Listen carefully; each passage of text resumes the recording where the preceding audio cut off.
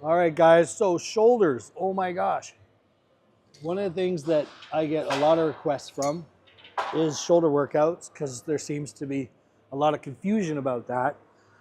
And one of the things you might see in your gym is like different pieces of equipment. This one is an Atlantis. We have Panad over there. In the other room, we have Hammer. We have a Prime. I think there's even one more in there. Anyway, we have lots of options here, which is not always happening at your gym. But what you might see is sort of the design of the handle. The handle itself in different positions almost dictates how you interact with this more. That's why some bodybuilders will like wait in line to get on one piece when other pieces are available because they just love the way the handle fits them. Okay, so one of the things I would say right off the bat is if you notice that this thing moves, that's for those of us that don't realize that the whole job is not going back towards the mirror, towards you guys. The whole job is actually protracting and pushing away. So they gave us something to lean into, whether we do it or not, but they gave us a chance, and you can see I kind of top this thing out. So this might not be the best version for me, but if I was going to try and push, I'm actually trying to push this away. What you'll see a lot of people do is kind of hook in their handles, and you'll see this kind of deviation of the wrist and people trying to scoop into this and or drop their shoulders. And if my entire shoulder is divided up almost in 6 pieces, you can think my rear delt starts way, way, way back there, continues over here. My side delt could be kind of a back portion, a front portion, and then front delt could be divided almost like side and way, way to the front. So we're gonna see if you start picking out some of these things. If I'm gonna push this away, I want this internal rotation, not external rotation, because you can imagine what delt is gonna push here. So I'm gonna try and get to rear delt. That means I've gotta get more internal rotation. That happens up at my collarbone. That doesn't just happen with my forearm. You'll see a lot of people just showing you this. The reality is this is the whole shoulder moving to get there. Once you decide to push this away, all you're going to think about now is how wide can I push? So I'm trying to push forward into this thing, almost maxing it out, and then pushing out wide. Now, there's a couple different versions I like doing where I might have people hold things. When you start seeing things move individually, because this thing certainly can, you start seeing that you have to handle some stability a little differently. That's probably one of my favorites to sort of suss out, do you have control problems? Because once you start seeing people angle and sneaking backwards, you can imagine that my body's now moving in the direction of the weight versus me running through this to push out as wide as I can go, okay? Give that a try, guys, and see if that helps you. So rear delt as a starter is a very common bodybuilding kind of choice. I think it's actually a great choice for a lot of guys. They simply on the fact that they got to get some stability going on, and if they can move their shoulder blades, there's going to be a whole bunch of serratus and trap function that most people, when they train shoulders, are thinking just delt. Okay, and so shoulders is to an anatomy person a collarbone, a shoulder blade, and an arm. Okay, and the delt happens to be the dominant part of this, but that means bodybuilding sometimes doesn't know where to put trap or serratus work, or even upper clavicular work where it leaks into some of your delt training. Okay, so if this is just delts, great start. And then I would say just focus on getting those shoulder blades to move. Another thing that you might not train a lot is traps. So I ask a lot of bodybuilders, where do you put traps in your training? This does bleed over between shoulders and back training, because a lot of guys would say to me, you know, oh no, my traps are big enough, I don't need to train them. And we start wondering why their shoulder blades don't move so well, and why they might not get delt development or middle of your back development. And lo and behold, they never train this. So one of the things that we like to, that I certainly add in, this is probably my favorite variation of training traps. And again, when something becomes trap loaded, most people are really only thinking upper traps. But if your shoulder blades are moving, if your shoulder blade is moving in upward rotation, again, my shoulder is collarbone, arm, and shoulder blade. If my shoulder is moving into upward rotation, you're gonna see it move up around my rib cage, It also can move forward to backward and up around my rib cage in many directions.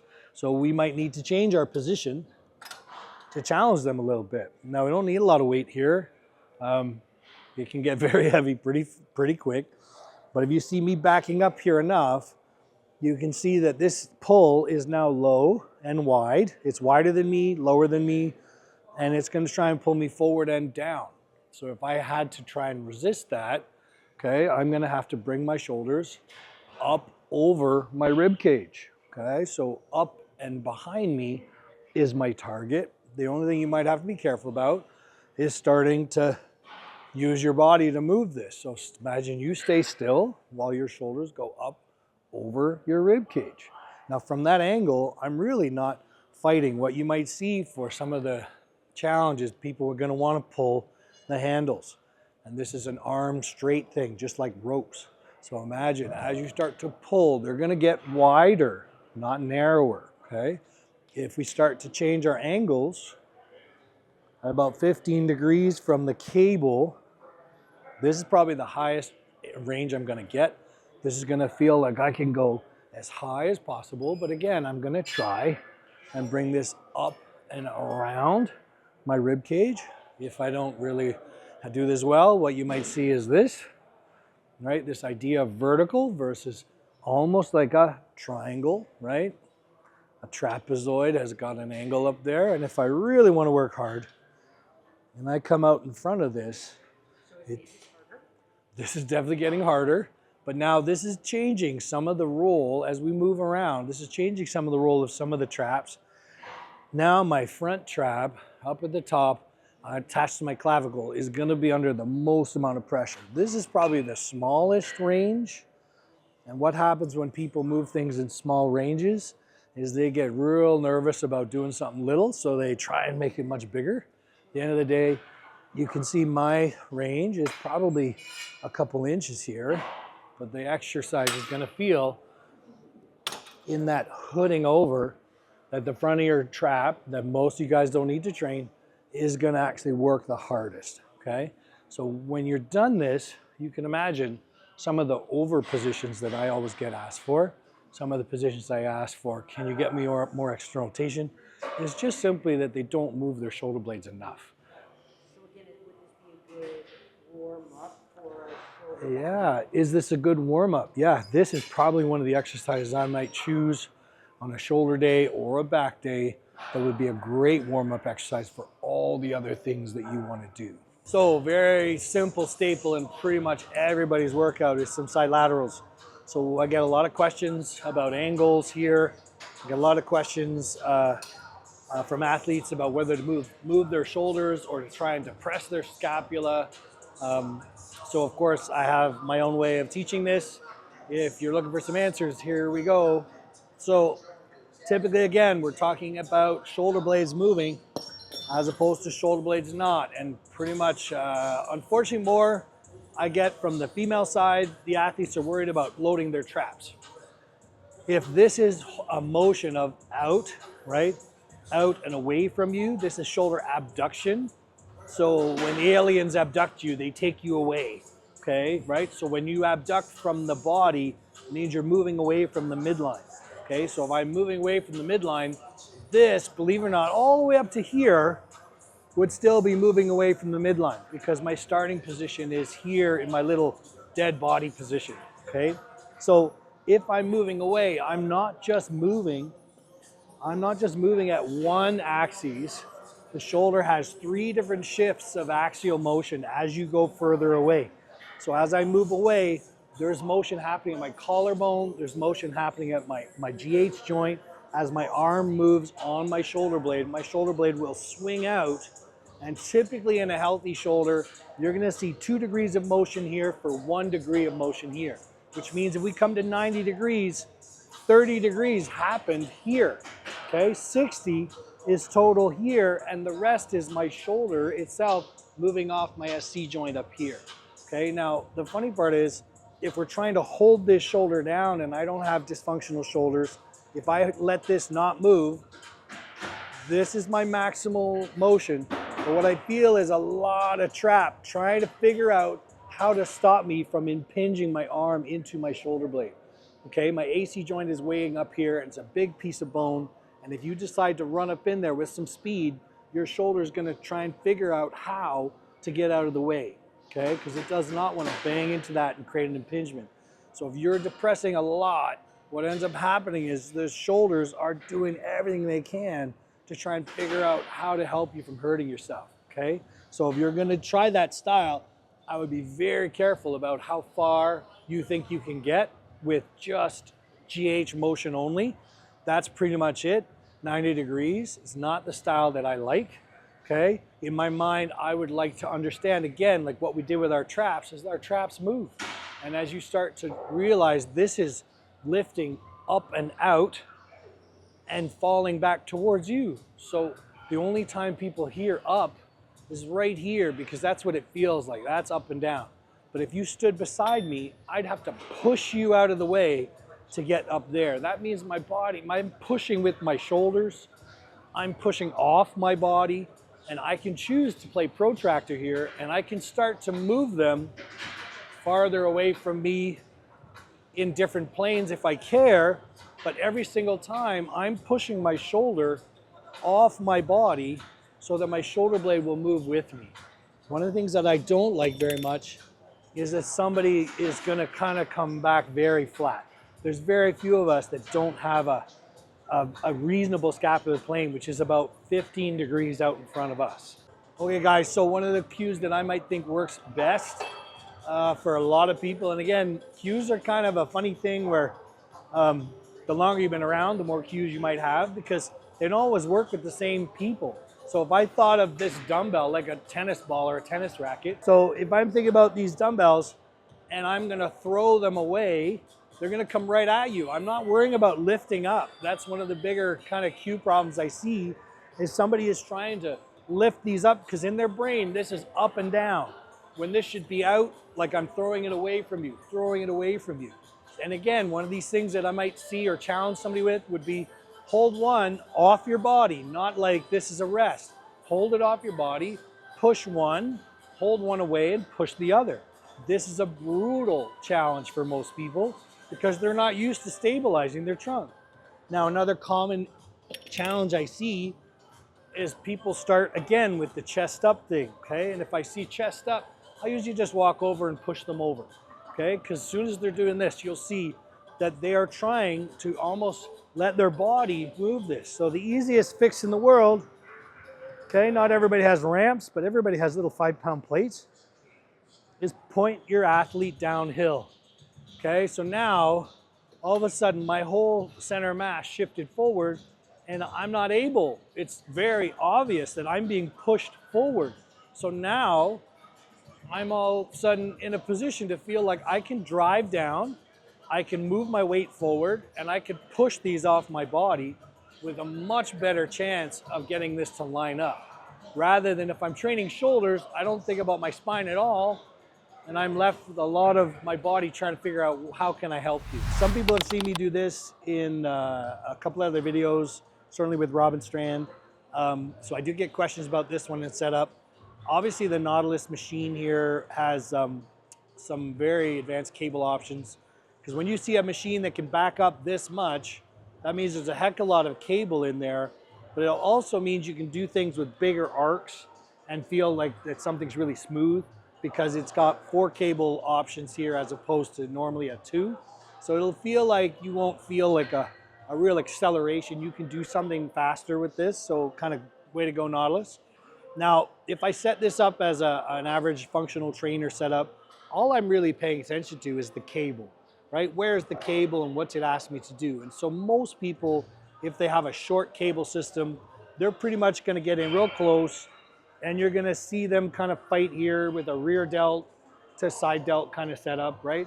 But if you've got one of these that you can back up from, now the angle I'm worried about are kind of these over here. So I'm no longer worried about out. I'm worried about, again, about trying to come out towards you guys, okay? So I'm gonna think about something that feels like it crosses over and actually pushes out. Now from this height, this is carrying, if I just let my arms relax, that load is carrying some of the weight of my arms, so it's not so hard. right? But that's one of the advantages, or that's one of the designs here. If I start to push out, and over time, as I start to fatigue, right, I'm feeling like this is carrying a decent amount of my weight. But as soon as I finish, and I come over and I start saying, all right, I'm gonna drop this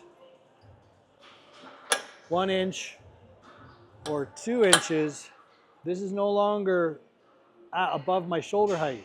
And so now if I do one against the other, you're gonna see these are two totally different exercise challenges, right?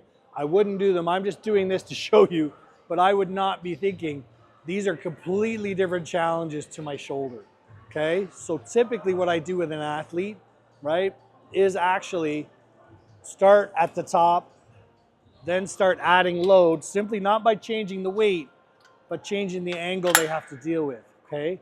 As this comes further and further down, you're gonna see that my shoulder now, if I let my arms relax, oh, that means I have to hold my shoulders up. This is an additional challenge to you guys.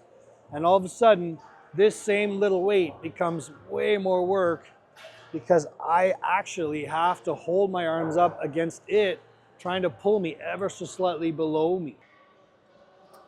Now it's ridiculous because now, whew, so now this is a full side lateral in the middle of this. Do I have them at 8 and 9? Yeah, I have them 8 and 9. Let's make sure I have them at the same weight. All right, so this is well below my shoulder height. So now to hold it up, I'm having to do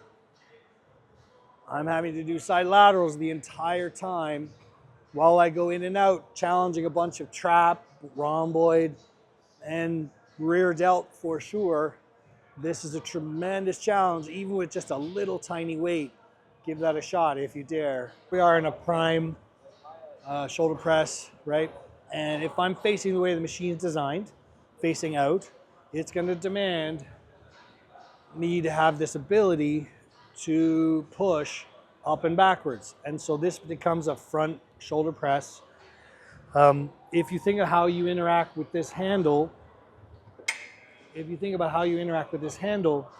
you've seen when that bicep turns facing this way so that I can push backwards, then all of a sudden front delt, you could argue front, and front side is now starting to face up. I get a little bit of side delt having to stabilize this, right? But again, the big challenge for most people is I start seeing them angle up off the seat, right? So your job is to use your legs to stabilize and to push up and back, okay? Now with this machine, there's no convergence. It doesn't go, so this really looks kind of like a Y press, okay? And if there's not a lot of convergence, it's really gonna come down to how you fit and the path of the elbow, okay? If you don't think of path of elbow here, and you just think of path of hands, your body will just try and figure out, well, what else can I throw at this? Because if I'm trying to push this thing, it's really just my elbow bending and unbending that makes my shoulder do the work. If I think the word up, turns into a chest exercise very quickly for most people, okay? And if I posture up and set this up, I'm already angling, which isn't really a problem, but I'm already angling chest into this exercise, okay? Which is fine if that's in fact what you want to train. But if most people want to stay on their delts, then why don't we just focus on delt dominant things, which is this sort of simple little hinge here, okay? So your hands are a passenger. Don't be fooled by where your hands are going because they're not going anywhere. It's not a dumbbell press, okay? So if you start thinking again, angling this bicep facing backwards because that's where it's got to go, otherwise what might happen? What direction am I pushing now, okay? I'm pushing forward. So if I don't have this ability to get here, this is already a bit of our problem, okay? Now I use this machine a little differently. Very often I'm gonna flip people around and I'm gonna sit them forward in this machine. And lo and behold, now, I know, real hard angle for Alora. Now, this path looks like, again, a Y press because there's nothing, but this looks like I'm pushing out in front of me. So now, if I had somebody that doesn't fit this way, doesn't have that ability to go backwards, I'm gonna say, great, just line it up and push forward. The only thing you gotta worry about is making sure that your hips stay behind your shoulders. What I don't want to see is anybody get in a position where they get too far under it. So hips stay behind, it'll feel like a squat here, and all I'm gonna ask you to do is push something uphill, okay? Once again, where your delt is, right, is kind of dictated where that bicep is gonna point. Now, funny enough, because we don't have so much external here, I can move away from some of my front delt. I'll get front delt and maybe the outside bit of the side delt here, okay? If you think of your delts as divided up in 6 sections, not 3, you might realize that some of where it's attached basically dictates, well, what can shorten. And so if I'm not in an externally rotated position, that front part of my delt all of a sudden becomes, oh, it's the next one over. And all of a sudden, instead of this being away, this shifts into the load. And so now I might get the front part of my side delt in this exercise. All right, here we go, guys. Well, so inevitably in this gym, I'm gonna show you stuff that nobody has, and everybody will complain, I don't have that piece of equipment. But lo and behold, okay, the gym loves me showing stuff we have, so that's not bad. If I look at how this thing, this shoulder press with from Gymlico is set up, and if you see the bars are cambered already, so that tells you there's gonna be a convergence, right? These are gonna go from out to in. So lo and behold, I'm a little bigger, this is a little smaller setup, this sort of motorcycle setup, but you can look and see where my biceps are pointed, means I'm trying to already push this from back to front. So just like what we did with the prime, I'm pushing this forward. Lo and behold, oh, it converges. Okay, so now it actually has, can I do it individually? Yes, I can. Okay, so if this is converging, you can see I better move from my collarbone because it's going from a position of wide to narrow. Now, once again, I don't really care about pushing handles because there's nothing really happening at my wrist. What's happening again is my elbow path is going in to out. And if I start to squeeze my shoulders and collarbone finishes, because we're close to 180 here, that means I have to use all my shoulder blade stuff and my collarbone better get up in my ears, okay? So this is one of those healthy things where somebody doesn't realize, they try and hold their shoulders down, and that's as high as I can go. So if I'm really gonna decide to make this healthy shoulder stuff, I've got to decide to let my collarbone go, okay? Don't be surprised if you feel a little bit of upper pec here, because that 180 degrees is really responsible for that collarbone getting out of the way and rolling up, flexing up and rolling back into you, okay? If you decide to hold it out, you can see healthy shoulders. I can't get any higher than that. And if I looked at the height of my arm, it's about here, 120 degrees. But if I want my arm to get up here, I'm gonna have to move my shoulder blades and my collarbone together to get it up that high. All right, okay guys, once again, we're on potential equipment you don't have, so I apologize. But here we have this new tech. Here we have this new tech piece of equipment, just fairly new in our gym. Some advantages it might have is this handle setup, okay? It actually puts something in here for you to not have to grab hold of a handle, okay? So now I could jam my hand in there and kind of design something that does not get me to have to grab a handle, okay? That in itself is kind of cool. It also has a little range with a bigger platform. It has a little range for me to protract. Sometimes the Atlantis, which I really love, is a small platform and you just can't get much farther away from it based simply on the feet can't back up. So all of a sudden you can see now from the original position, I'll have a lot of room to protract and push this out and almost jam it forward. Now, one of the things that I teach is trying to push this, okay? This gets lost in a lot of the subtlety of videos. Trying to push this post right up into here, okay? Because when people want to do very high motions, way above, like there's some super victory there, remember, this is still abduction. If you think the word up, you're left with some really weird angles here. And if you use a dumbbell, it's a bit of an odd thing because the dumbbell's only trying to push down. This thing, I have to push it all the way around a corner to get up there. And if I'm gonna shove into it, I'm gonna keep shoving almost, by the time I get up here, my shoulder blades better move. There's no part of me that can leave my shoulder blade motion out of this, okay? So this in itself gives you lots of options. If I was gonna shove all the way through that, and if I cared, I can't just move with my arm here. At 180 degrees or thereabouts, I better be moving my collarbone like crazy to make sure that I push it all the way around the corner. There's no part of me that is trying to lift it. I am pushing out, out, out, still out, and across the gym at this point. Okay, again, piece of equipment that you have or don't, but the same rules apply whether you're doing this a dumbbell or a cable.